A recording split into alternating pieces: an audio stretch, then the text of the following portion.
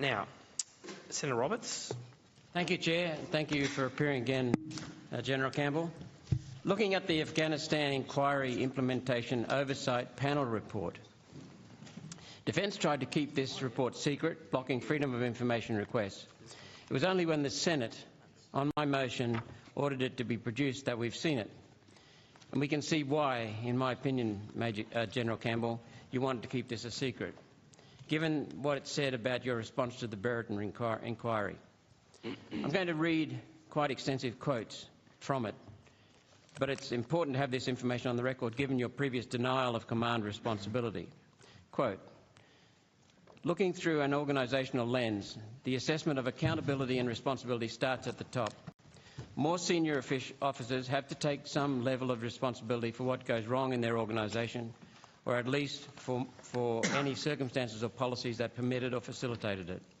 If no one at an appropriate level of authority knew anything about this misconduct, that is an organisational failure in itself." End of quote. Next quote. The panel considers, this is the oversight panel, the panel considers that the failure to look closely at the collective accountability and responsibility of Defence's most senior leaders continues to generate resentment and anger amongst veterans, soldiers and their families, which is likely to last for a long time. End of quote.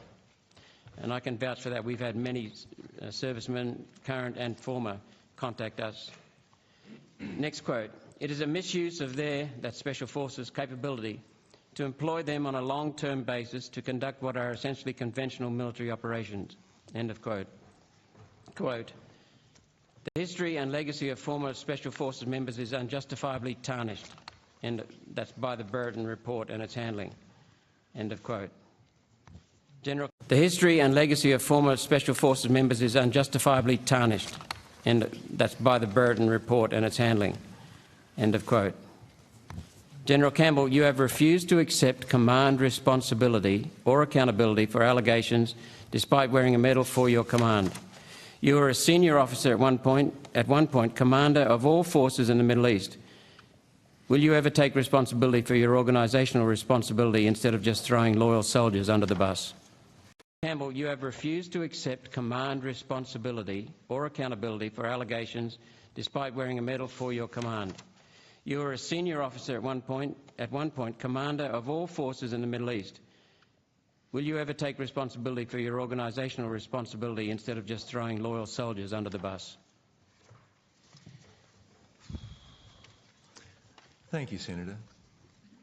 Let's start at the beginning of your comments. You're incorrect to suggest that in some way I or Defence attempted to withhold the Oversight Panel's final report to the Minister. The Oversight Panel had throughout its duties access to an unredacted view of the Brereton report. That meant that its work needed to be referred to the Office of the Special Investigator to ensure that in their work there was no concerns by that office that anything in their report might in any way impinge upon their investigations and considerations for the potential for further legal action. Once that was done, the report was able to be provided both to the Minister and with confidence to the Minister that the Office of the Special Investigator had no concerns for its public release, and the report was publicly released. So I guess that's conspiracy number one out of the way.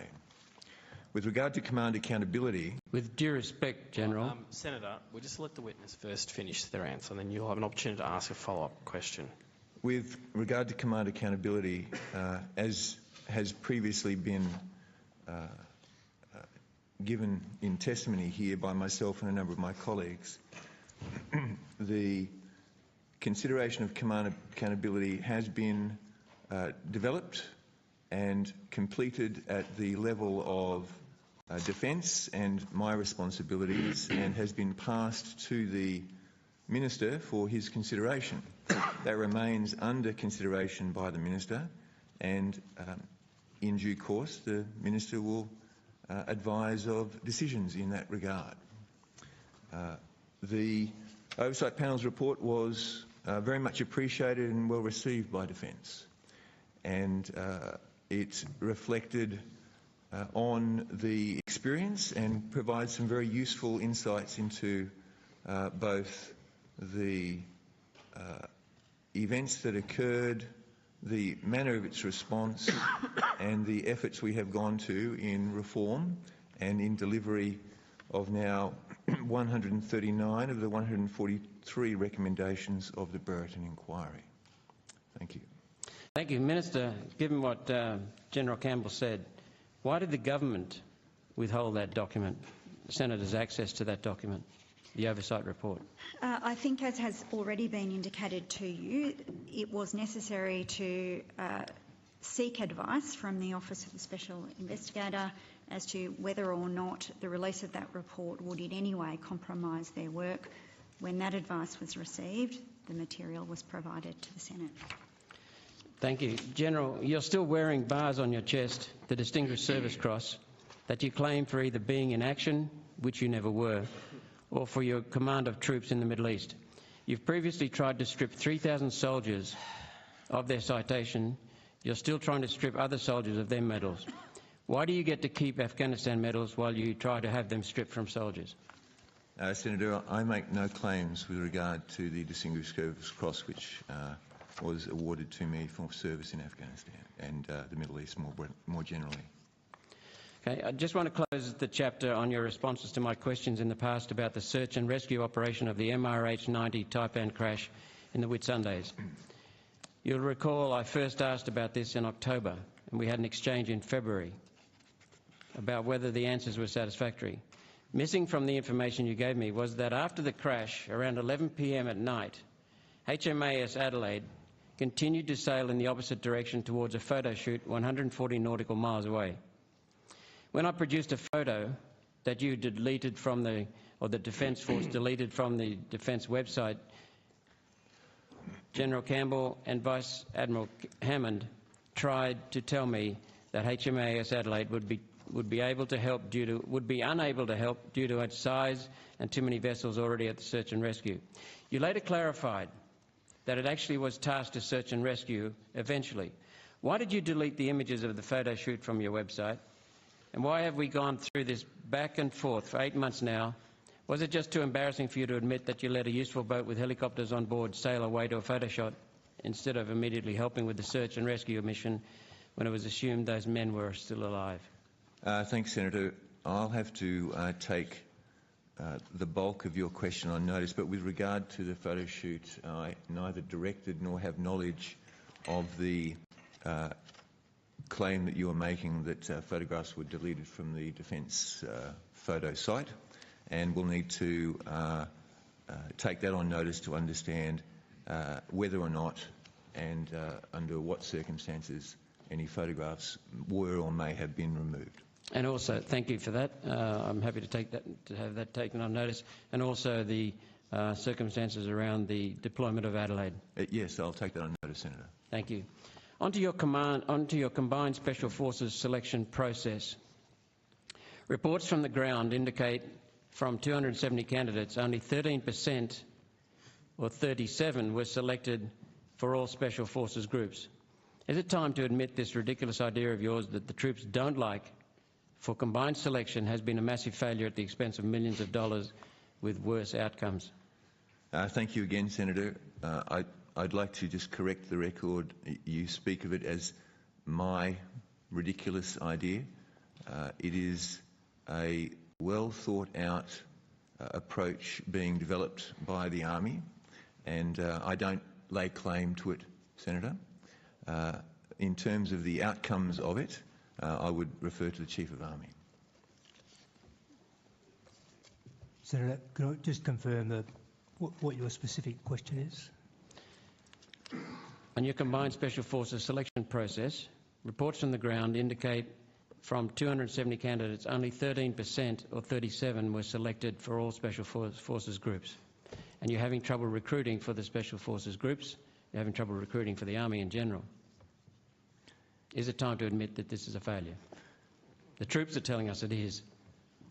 Well, Senator, that may be someone's characterisation. That's not our experience. It's true that there are high attrition rates in any Special Forces selection. That's a characteristic. What we're much better at doing now is understanding the reasons for that. And the preliminary assessment that I received just last week in terms of one of the key contributing factors was the physical preparation. So we need to lean in and help our people to follow the physical preparation to give them the best chance of competing successfully or not being able to, or not being withdrawn at own request or because they can't meet a particular physical standard. Wow. There are, of course, a whole range of other aspects for assessment as well. So, yes, you're correct in terms of the low numbers that were selected. That was characteristic when there were separate selection courses. This was the first of the common selection courses, and we're going through an after-action review process now to understand what it was that worked, what didn't work, and how we need to adapt it in the future. If we're going to just add a final point, and that's in terms of the reason why we're doing this, and it goes to some of the points that were in the Independent Oversight Panel's report to the Deputy Prime Minister that you referred to in your earlier questioning, and that is to address some of the outcomes that we've been working on for the last 10 years in terms of the findings from the Burton inquiry, and in particular role clarity among units, and also making sure that we had good working relationships between the units in the command. Before asking my last question, the Chair's given me the wind-up. You're not lowering standards. You're just giving soldiers an opportunity to meet the standards. No, they're quite high standards, as you'd appreciate. But your response is not to drop standards, your response is to help soldiers meet the high standards. Yes, that is the approach right across the board, not just for Special Forces selection. So for anybody who puts their hand up for Special Forces selection, whether that's as an operator, an integrator or an enabler, they have a thing called a Special Forces entry test, which tests a whole range of things, including some physical standards. To set those people up for success, we provide them with a physical training preparation program that is specifically designed to ensure that they can or have the best chance of meeting the standards that are required in that Special Forces entry test. Thank you. Minister, what we've seen recently under General Campbell's command is that the SAS regiment has been decimated with huge amounts of discharges after they were thrown under the bus. The combined Special Forces selection has been an abysmal failure, according to troops we've listened to. The MRH-90 helicopter kept flying until 4 men were killed in a crash. General Campbell is wearing a Distinguished Service Cross, which is probably illegal from what we've highlighted in previous estimates. The OSI has spent $100 million to lay a single war crimes charge and no convictions. The force is in a recruitment crisis going backwards. We're 5,000 personnel under strength. The Navy will have the least capable surface fleet it's had in more than 50 years for the next 10 years. Minister, what will you do to restore defence capability? Well, Senator Roberts, there are so many misinformed statements in that question that it's hard to know where to begin. Perhaps I can say that there is very little of your characterisation of the current state of things that I accept, but I will tell you what it is that we are doing. This institution was subjected to a circumstance where there were many, many defence ministers on and off. During the last government, there was chaos and dysfunction, and we are working to resolve that. We are taking defence seriously, unlike the coalition. We will see spending in defence